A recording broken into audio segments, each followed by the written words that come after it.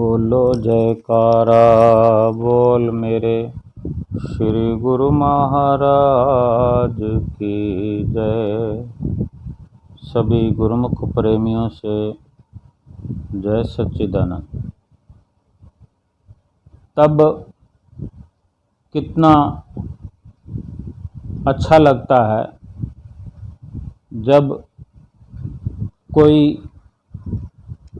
उपहार हमको प्रदान करे और उपहार भी ऐसा हो कि जिसकी किसी वस्तु से, किसी सामान से, किसी कीमत से तुलना भी नहीं की जा सकती हो, तो क्या कहना कि हमको कोई इतना बड़ा पद मिल जाए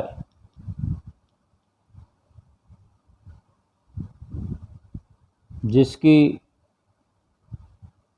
किसी से तुलना, किसी पद से तुलना न हो सके। उस वक़्त हम अंदाज़ा नहीं लगा सकते कि कितनी खुशी हमारे अंदर भरपूर हो जाती है। दुनिया के अंदर हर पल कोई ना कोई तरक्की हर किसी के, इंसान के जीवन में आती है, आती रहती है। किसी को नौकरी मिल जाती है शुरू में, तो वो बहुत बड़ा खुशी का दिन होता है, खुशी का पल होता है कि उसकी कमाई शुरू हो गई। जो बेकार था अब वो काम का हो गया।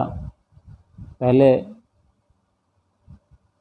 सही अगर जिक्र करें, बात करें तो नकारा भी कह सकते हैं, बेरोज़गार भी कह सकते हैं। और फिर वो वही इंसान काम का हो जाता है, क्योंकि कमाई करने लगता है और मान सम्मान उसका बढ़ जाता है। और इसी चलते अगर कोई पढ़ाई कर रहा है, पूरे साल की मेहनत हो और फिर पास हो जाए और अच्छे नंबरों से पास हो जाए, तो खुशी का ठिकाना नहीं रहता। यानी एक से बढ़कर एक गिफ्ट हैं, उपहार हैं, एक से एक बढ़कर तरक्की है, एक से बढ़कर एक खुशी है, खुशियां हैं। हर कोई अपनी तरह से खुशी इस दुनिया में मनाता है। उपहार प्राप्त करने वाला भी खुश होता है, उपहार देने वाला भी खुश होता है।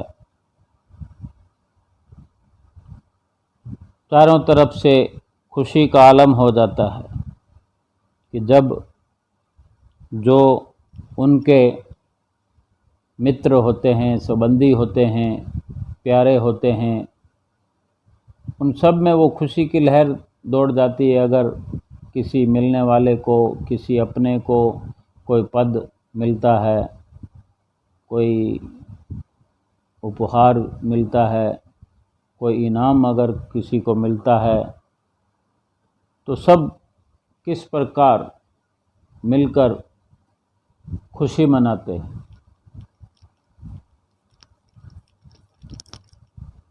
उस खुशी को लेकर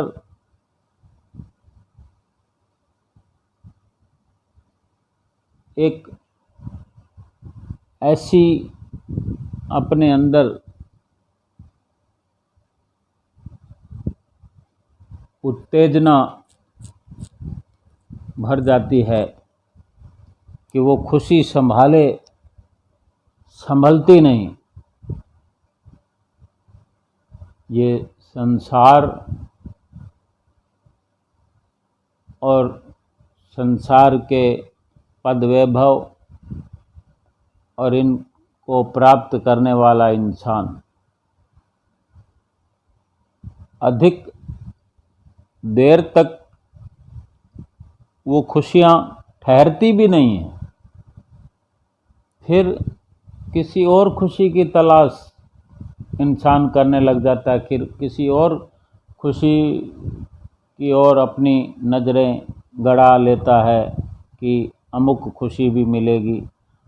पढ़ने वाला जब अच्छे नंबरों से पास होता है तो वो सोचता है कि अब अगली क्लास में जाना है, फिर अगली क्लास की खुशी होती है।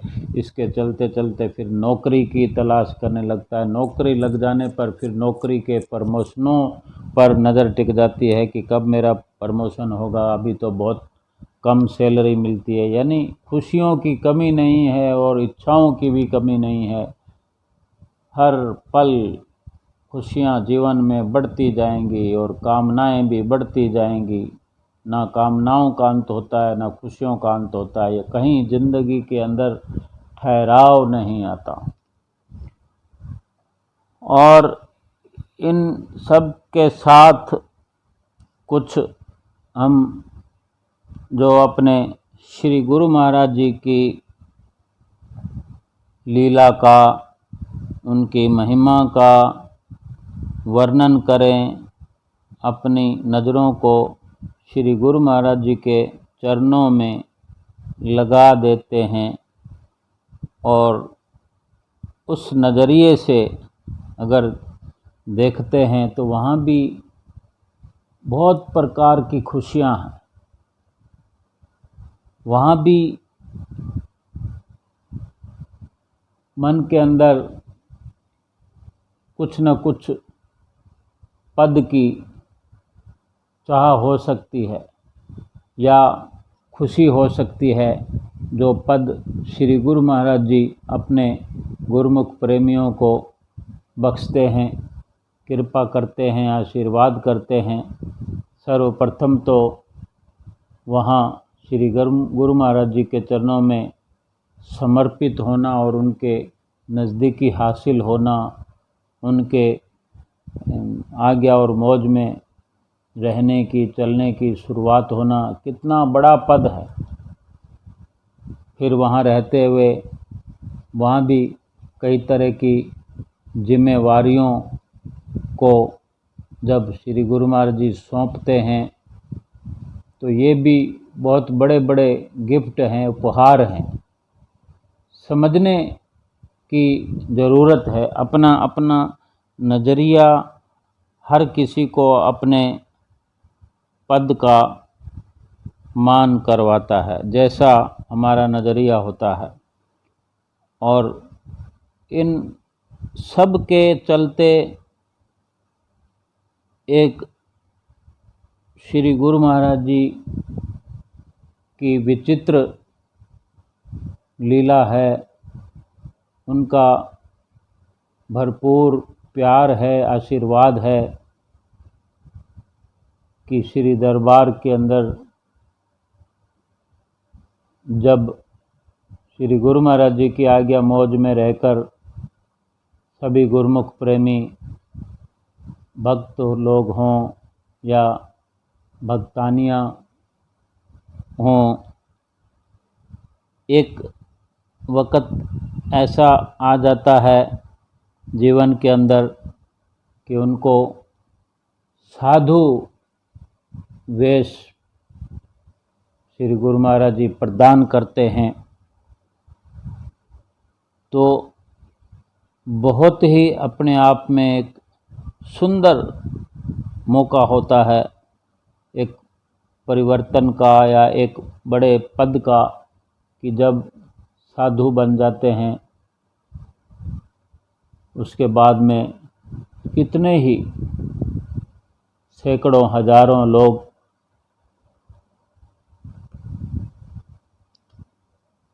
पांव छूने लगते हैं, झुकने लगते हैं। इससे बढ़कर और क्या पद हो सकता है। फरमान भी है, फरमाते भी हैं कि किसी काम के थे नहीं, कोई न छूता छाँव, सतगुरु की कृपा भई तो पूजन लागे पाँव। और भी फरमान है कि पारस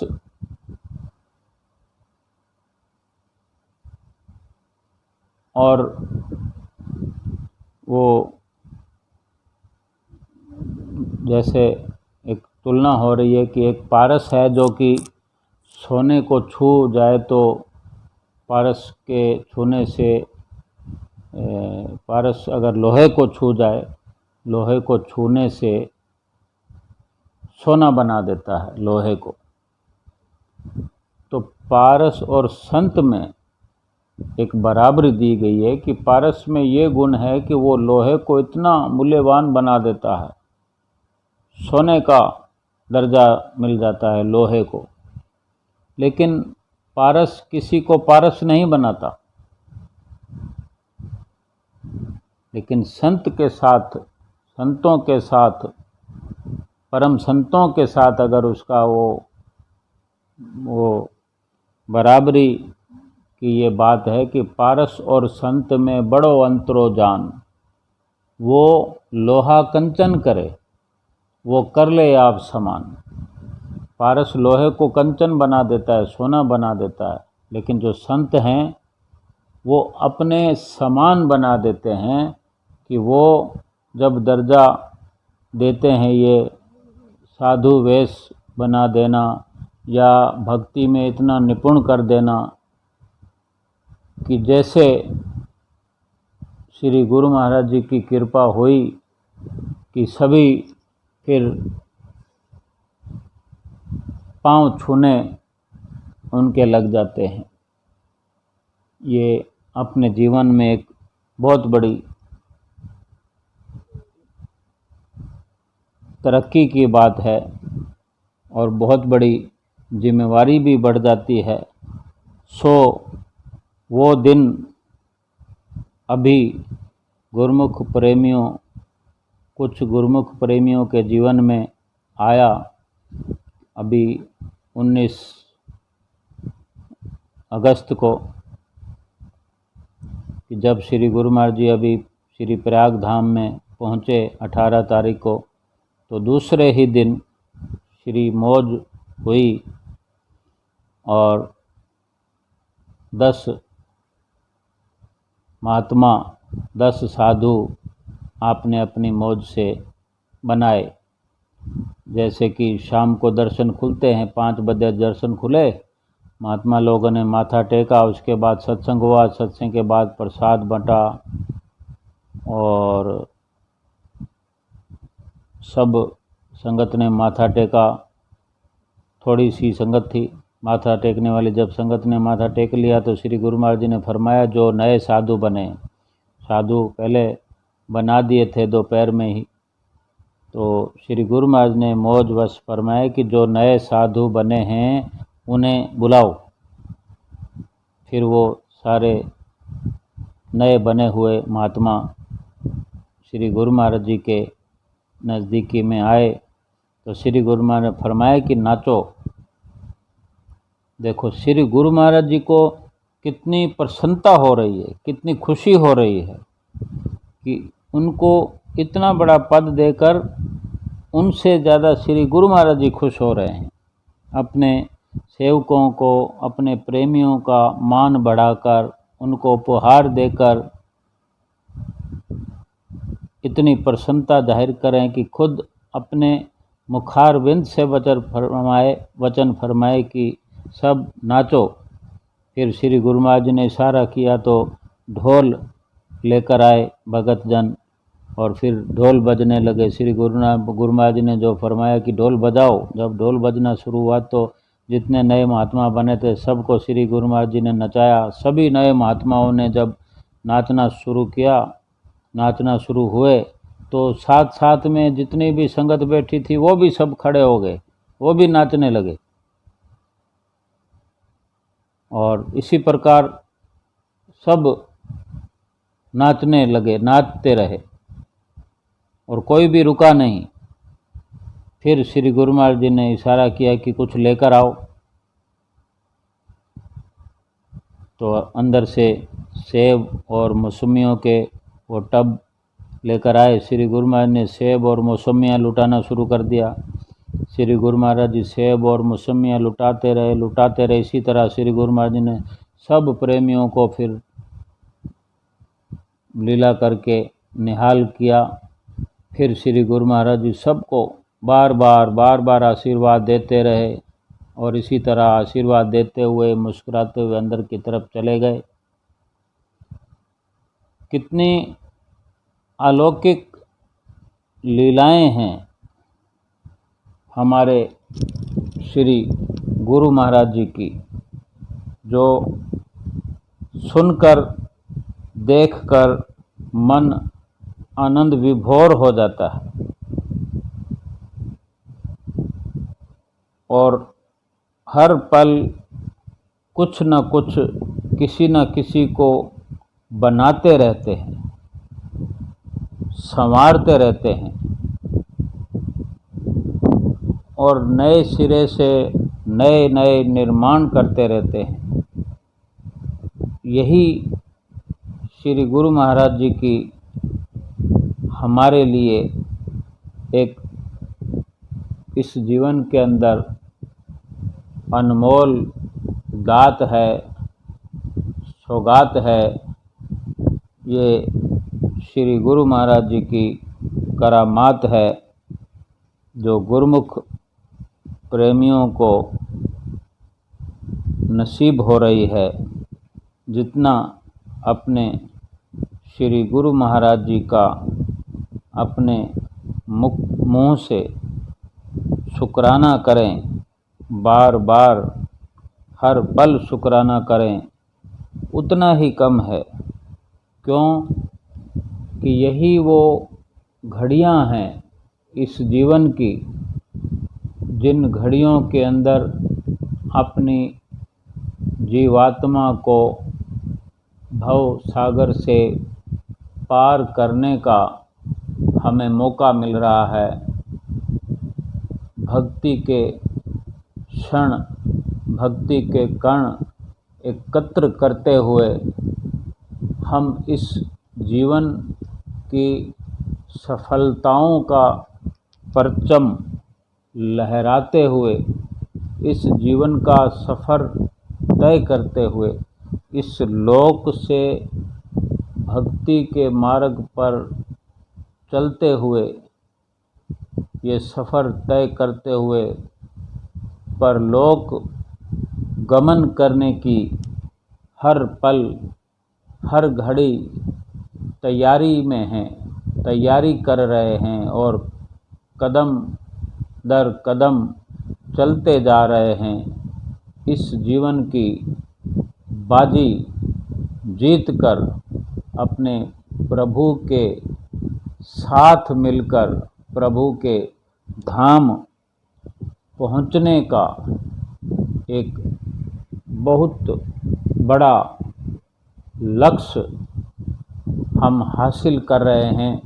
अभी से नज़र आ रहा है कि हम अवश्य अपने जीवन को जीत कर प्रभु के धाम में प्रभु के साथ जाने का कार्य कर रहे हैं। क्यों कि गुरुमुख प्रेमियों को लगने लगता है कि हमारी जो कार्रवाई है वो श्री गुरु महाराज जी की आज्ञा से अगर हो रही है, उनकी आज्ञा में चलने का हम लगातार सतत प्रयास कर रहे हैं, लगातार उनकी आज्ञा में चलते हुए, नित्य नियमों की पालना करते हुए, सिमरन करते हुए अगर जीवन व्यतीत कर रहे हैं, तो अभी से एहसास होने लगता है कि हम अपने लक्ष्य को प्राप्त कर रहे हैं। जो मनुष्य जीवन का लक्ष्य था उसको हासिल करते हुए अपना लोक और परलोक सुहेला कर रहे हैं। और ये वास्तव में इससे बढ़कर दुनिया के अंदर और कुछ नहीं है।